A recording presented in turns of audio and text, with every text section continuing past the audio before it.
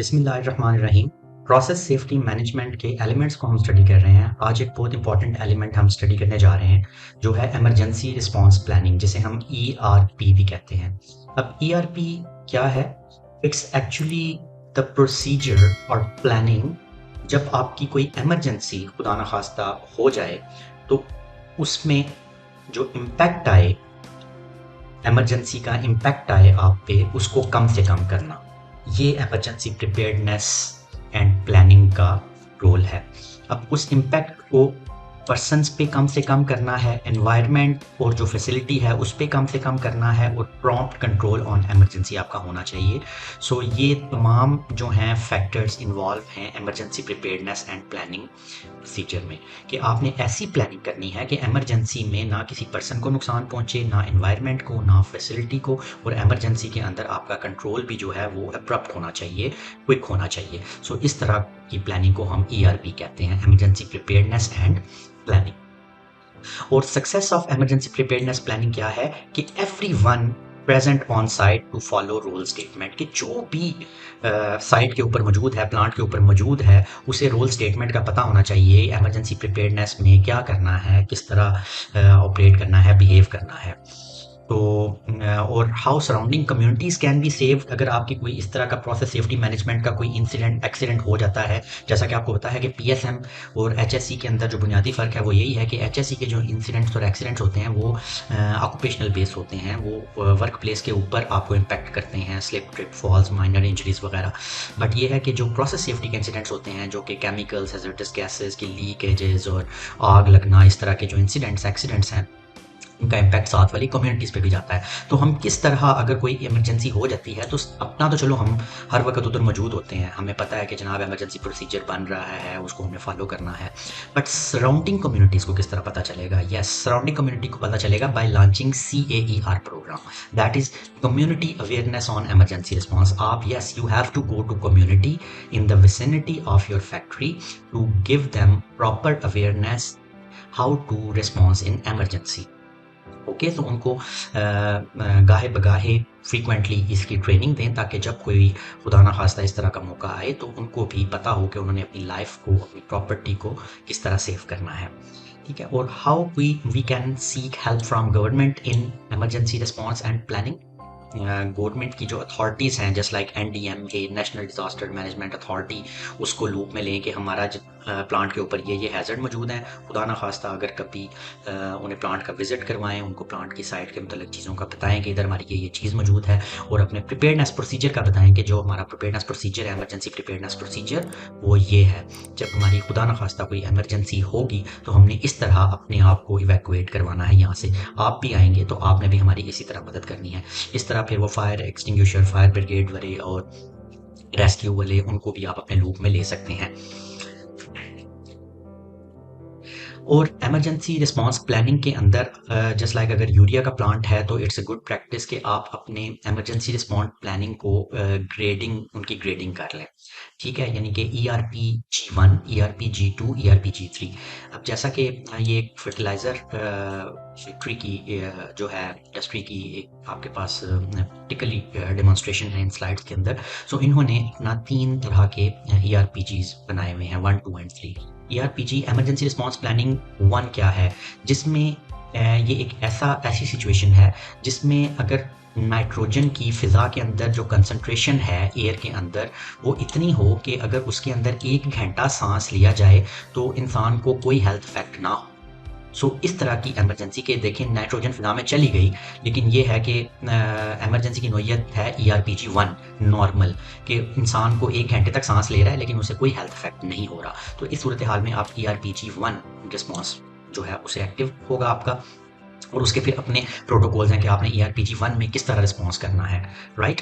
ERPG 2 की अगर example देखी जाए तो उन्होंने प्रोटोकॉल सेट किया है कि जब फिजा के अंदर आपकी नाइट्रोजन या हैज़र्डस गैस की मिकदार इतनी है कि आपको कोई इरिवर्सिबल सीरियस हेल्थ इफेक्ट ना हो, यानी कि ऐसा आपके कोई लंग्स जो हैं वो डैमेज नहीं हो रहे, यानी कि ऐसा नहीं है कि आपके लंग्स डैमेज हो गए। तो इरिवर्सिबल क्या है कि वंस आपके लंग्स डैमेज हो गए तो वो बहुत मुश्किल है कि वो रिवर्स होंगे, राइट। सो ऐसा कोई लॉस ना हो कि आपको इस तरह की कोई इंजरी, कोई हेल्थ इफेक्ट हो, इल हेल्थ आउट हो आपका, तो दैट इज़ ERPG2। बट उसमें ये है कि कम से कम उसे कुछ ना कुछ एक्सपीरियंस हुआ है, हेल्थ इफेक्ट हुई है उसकी।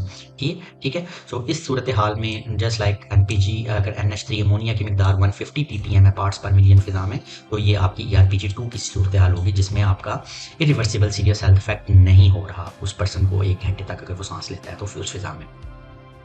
Then come towards ERPG3, emergency response and planning का थर्ड कैडर है। इसमें जब ये है कि अगर 1 घंटे तक आप सांस लेते हैं तो आपको कोई लाइफ थ्रेटनिंग हेल्थ इफेक्ट नहीं होता, यानी कि आपकी जान जो है वो कम से कम बच जाती है, इतनी अमोनिया होती है। तो 1 घंटे तक अगर सांस लें तो, लेकिन ऊपर वाली 2 कैटेगरीज जो है वो पूरी हो रही हैं कि हेल्थ को इफेक्ट भी हो रहा है और रिवर्सिबल हेल्थ भी हो रही है, लेकिन आपकी जान नहीं जा रही। सो दैट इज़, उसमें अमाउंट जो है अमोनिया की वो 750 ppm से ज़्यादा होती है, तो आपको इस तरह की हेल्थ इफेक्ट्स होते हैं। तो इस तरह की एमरजेंसी आप डिफाइन उनको कैटेगराइज कर लें और उसमें देख लें कि किस इमरजेंसी के अगेंस्ट कैसे रिस्पॉन्स करना है, उसे डॉक्यूमेंट करके पूरा प्रोसीजर जो है उसे फॉलो करते हुए आप अपने आप को इवैक्यूएट कर सकते हैं। अब सेफ हेवन जो है वो भी जो है PSM के अंदर होते हैं कि एक ऐसा बिल्डिंग बना दी जाए या रूम बना दिया जाए, डिज़ाइन किया जाए जिसमें टॉक्सिक या फ्लेमेबल वेपर्स जो हैं वो एंटर ही ना हो सके। ठीक है, तो उसे हम सेफ हेवन कहते हैं। एक्सप्लोजन से मुराद है कि release of energy that cause blast, यानी कि फटने का, ऐसी एनर्जी जो कि एकदम ब्लास्ट से फटे, जस्ट लाइक अल्लाह माफ़ करे बॉयलर्स अगर कोई फटते हैं तो दैट इज़ द एक्सप्लोजन, जो कि एनर्जी का ब्लास्ट होता है। ठीक है। सो एमरजेंसी हैंडलिंग टेक्निक्स क्या हैं, जिसमें हमारी फायर फाइटिंग का एक्शन जो आता है, कंटेनमेंट टेक्निक्स हैं। उसके बाद स्पिल कंट्रोल के, स्पिलेजेस को किस तरह कंट्रोल करना है अगर कोई हैजर्डस रिलीज हो गई है। फायर फाइटिंग तो ये है कि अगर आपकी आग लग गई है तो उसको किस तरह कंट्रोल करना है। स्पिल कंट्रोल मीन अगर कोई आपका केमिकल स्पिल हो गया है इंडस्ट्री में तो उसको आपने किस तरह रिमूव करना है। शट डाउन प्रोसीजर कि अगर आपका अल्लाह माफ़ करे कोई इमरजेंसी हो गई है तो प्रॉपरली आपने अपने इक्विपमेंट को शट डाउन किस तरह करना है। ठीक है, तो इसके लिए आपकी प्रॉपर स्किल की ज़रूरत होनी चाहिए, ये टेक्निक है। Handling of electrical breaker fire, अगर तो आग लगी हुई है तो इलेक्ट्रिकल ब्रेकर को किस तरह हैंडल करना है, ये आपकी प्रॉपर ट्रेनिंग्स होनी चाहिए, इसके ऊपर स्किल होनी चाहिए।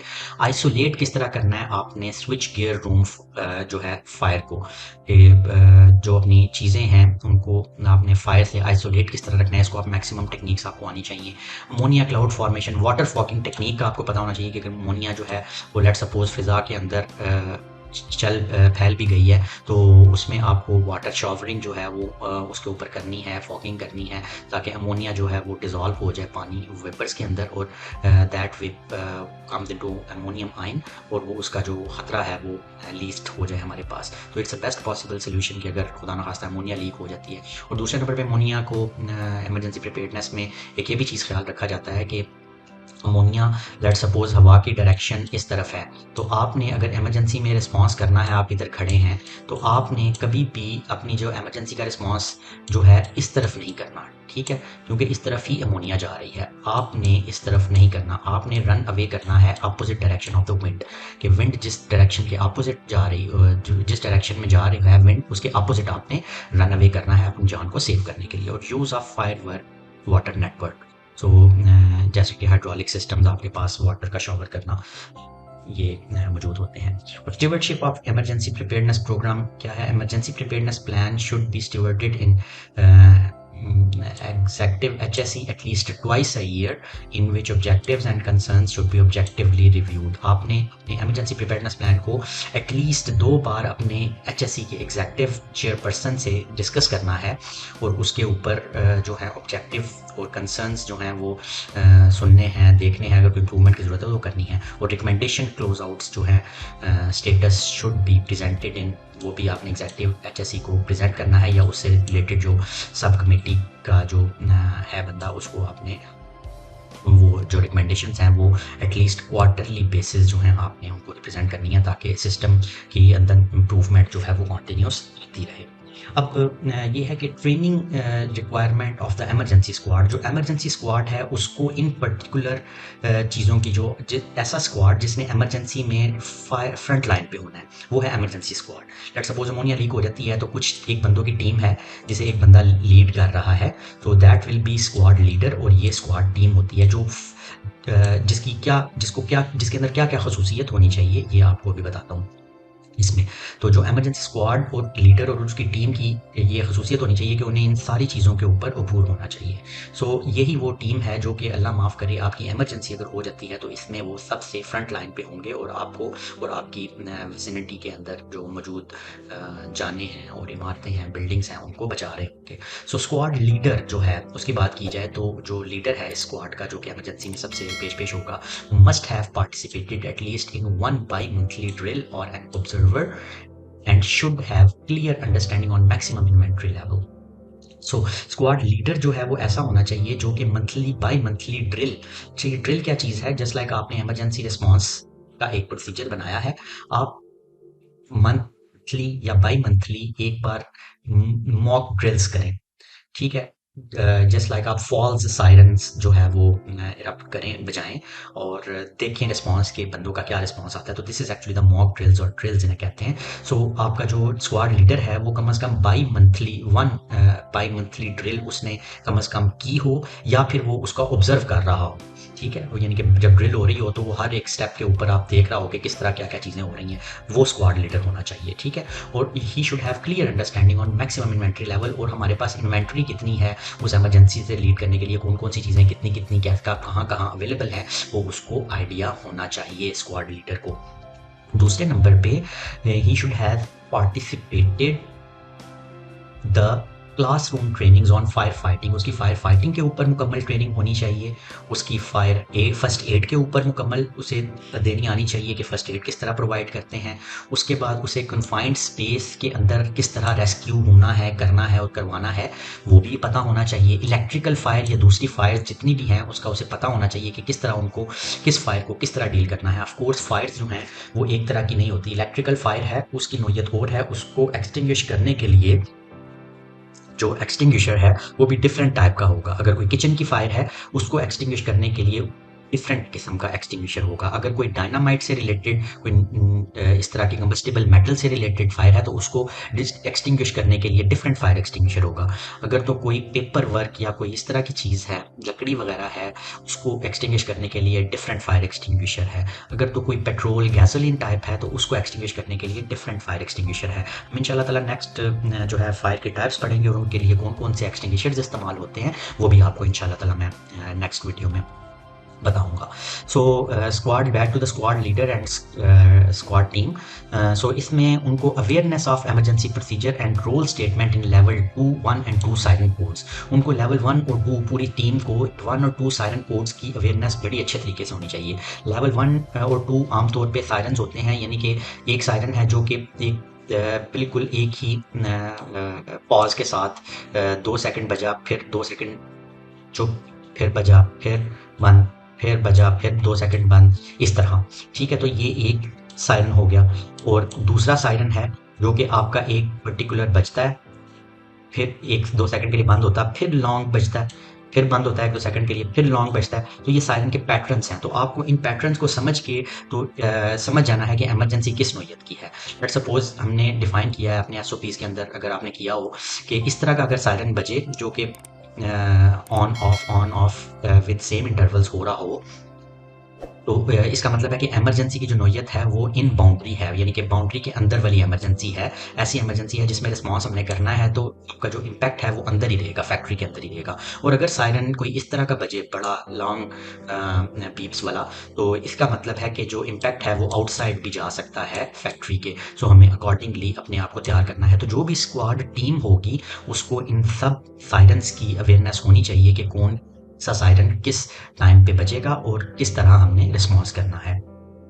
और उसके अलावा स्क्वाड टीम को जो है मोस्ट स्पेसिफिकली बड़ी ज़बरदस्त ट्रेनिंग की ज़रूरत होती है। Dawning of chemical suit and squad air pack with in 40 seconds, के उन्होंने 40 सेकंड के अंदर जो केमिकल सूट होता है जो आपको फायर और केमिकल से आमतौर पे रेजिस्टेंस देता है, वो सूट, और स्कॉट एयर पैक मीन जो आप वो जो ऑक्सीजन का सिलेंडर अपने बैग के ऊपर रख के तो किसी ऐसी जगह पे जाएं जहाँ पे ऑक्सीजन की कमी है, फायर लगी हुई है या किसी और गैस की एक्सेस है वहाँ पे, तो आपको वो है तो स्कॉट एयर पैक। तो इन दोनों चीज़ों को 40 सेकंड्स के अंदर किस तरह वेयर करना है, इसकी प्रॉपर उनकी ट्रेनिंग होनी चाहिए both squad and squad leader की। जो लोकेशंस है प्लांट के ऊपर मेजर इक्विपमेंट्स की, उनका उन्हें पता होना चाहिए कि प्लांट के ऊपर किस जगह पे कौन सा इक्विपमेंट पड़ा हुआ है, सबको पता होना चाहिए। ऐसी टीम अपनी इमरजेंसी के लिए तैयार करनी है। और असेंबली पॉइंट्स का पता होना चाहिए प्लांट के ऊपर कि जब भी सायरन बजे तो इमरजेंसी रिस्पॉन्स प्लानिंग का इंटेग्रल पार्ट ये है कि आप सब ने जो है इमरजेंसी प्रिपेयर्डनेस के हवाले से असेंबली पॉइंट्स पे इकट्ठे हो जाना है। लेट्स सपोज 3 असेंबली पॉइंट्स बने हुए हैं आपकी कंपनी में, ठीक है, 2 और 3। आप कहते हैं कि जितने भी एडमिनिस्ट्रेटिव स्टाफ हैं या जो आपके लेट्स सपोज प्रोडक्शन वाला स्टाफ है, वो जो है 1 नंबर के असेंबली पॉइंट के ऊपर इकट्ठा होगा जब भी कोई सायरन बजे। और जब भी सायरन बजे, एक्चुअली आपने इमरजेंसी रिस्पॉन्स करना ही तब है जब सायरन बजे, ठीक है। तो सायरन बजेगा तो आपको पता चल जाना चाहिए यार कि हाँ that's something wrong, so we need to rush ourselves outside safely. हमने किस तरह मशीनों को शट डाउन करना है, किस तरह सेफली खुद बाहर निकलना है, ठीक है। सो हर एक पॉइंट को पता होना चाहिए आपको कि यार मैंने निकल के 2 नंबर पे जाना है या 3 नंबर पे जाना है, ठीक है। सो इस तरह क्या होता है कि फिर वो जो गेट के ऊपर आपका रिकॉर्ड सारा मौजूद होता है इन आउट का। लेट्स सपोज 1000 अगर मुलाजमीन अंदर काम कर रहे हैं, टोटल बंदे मैन काउंट 1000 है, तो वो कहते हैं कि हाँ जी 1 नंबर के ऊपर के मुलाजमीन हमारे पास 400 होने चाहिए, इधर हमारे पास 300 होने चाहिए और इधर भी 300 होने चाहिए। तो वो हेड काउंट करते हैं, जहाँ पे उनके हेड काउंट कम निकल आए फिर वो स्क्वाड टीम को जो है वो लूप में लेते हैं कि हाँ जी स्क्वाड टीम हमारे जो है लेट्स सपोज 3 मुलाजमीन जो हैं वो कम है, एक प्रोडक्शन में से कम है, एक इसमें से कम है और एक इसमें से कम है, ठीक है। तो वो फिर डिफरेंट एरिया में अपनी स्क्वाड टीम को भेजते हैं कि आप इसमें चले जाएं, आप इसमें चले जाएं, आप इसमें चलें। बाज़ औक़ात ऐसा होता है कि सभी हो सकता है कि 3 में ही कम है, बाकी इधर इधर पूरे हैं और इस 3 नंबर में कम है। इसका मतलब है कि 3 नंबर के एरिया वाले बंदे इस एरिया में हैं, तो स्क्वाड टीम क्या करेगी, डायरेक्टली टारगेट करेगी इधर, बजाय इसके कि पहले वो इधर जाए फिर इधर जाए कोई ना मिले फिर इधर जाए। तो इस तरह हेड काउंट के ज़रिए आप डायरेक्टली जो अपने टारगेट के ऊपर चले जाते हैं कि जहाँ पे आपको वो बंदे मिलेंगे इमरजेंसी हालत में। So squad team know classes of fire, fire की क्लासेस का पता होना चाहिए और type of the extinguisher use के उसको किस तरह के एक्सटिंग्विशर से एक्सटिंग्विश करना है। और capable of hose holding handling and water curtain formation. जो वाटर हाइड्रेंट्स हैं उनको होज को प्रॉपरली पकड़ना आना चाहिए। और वो क्योंकि जब आप होज से वाटर को, I have experienced of this as well. So इसको एक प्रॉपर टारगेट पे फेंकना पानी को, क्योंकि पानी जब प्रेशर से बाहर निकलता है तो it gives you jerk back side towards back side. So उसमें आपको बड़ा सेफली इस चीज़ को देखना पड़ता है कि हाइड्रेंट का जो पाइप है आपके हाथ से स्किप ना हो। और आपकी एक प्रॉपर पोजीशन होती है जिसमें आप खड़े होकर अपने आप को स्टेबल करते हैं, फिर आप वाटर को जब करते हैं तो वो पॉइंट के ऊपर जाके गिरता है विदाउट डैमेजिंग यू। सो आपको उसे यूज़ करना आना चाहिए फायर हाइड्रेंट सिस्टम को। और capable of hose handling and water cut formation हो गई। Awareness of spare fire hoses, squad air bags and fire extinguishers. आपको पता होना चाहिए स्क्वाड टीम को कि किधर किधर हमारे पास फायर होजेज लगे हुए हैं, स्क्वाड एयर बैग्स कहाँ पड़े हुए हैं और फायर एक्सटिंग्विशर्स कहाँ कहाँ हमारे प्लांट के ऊपर मौजूद हैं, इन एरियाज में किधर किधर किन किन पॉइंट्स के ऊपर मौजूद हैं। और capable of providing first aid, जो फर्स्ट एड के देने के कैपेबल होने चाहिए, वो उन्हें फर्स्ट एड का पता होना चाहिए कि किसको, अगर अमोनिया का कोई केस है उसे कौन सी फर्स्ट एड देनी है, अगर कोई फायर का केस है उसे कौन सी फर्स्ट एड देनी है। और location, no location of the ammonia kit keys, ammonia kit keys की लोकेशन का भी पता होना चाहिए, यानी कि अगर फर्टिलाइजर का प्लांट है तो understand the MSDS of the chemicals available at the plant site. So plant के ऊपर जितने केमिकल हैं हैजर्डस, उनकी कम से कम MSDS का उन्हें आइडिया होना चाहिए कि MSDS क्या है, उनकी किस टेम्परेचर प्रेशर के ऊपर वो क्या बिहेव करते हैं और उनकी जो फिजिकल अपीयरेंस है वो कैसी है।